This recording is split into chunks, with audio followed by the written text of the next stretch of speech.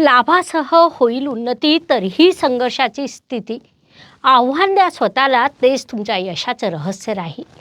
ही बाब तूळ राशीच्या जातकांनी या महिन्यात प्रामुख्याने लक्षात घ्यायला हवी. भाग्य व शुभसंकेत या दृष्टीने विचार केला असता तूळ जातकांसाठी हा महिना अनेक शुभसंकेतांनी परिपूर्ण भरला आहे.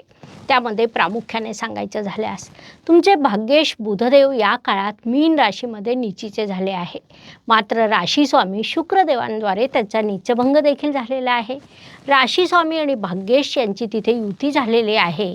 ही युती तुम्हाला अधिक लाभ देईल, कारण तिथे लक्ष्मी योग देखील निर्माण झाला आहे, ज्यामुळे लक्ष्मी प्राप्त होत असते. म्हणून हे शुभ संकेत आहेतच.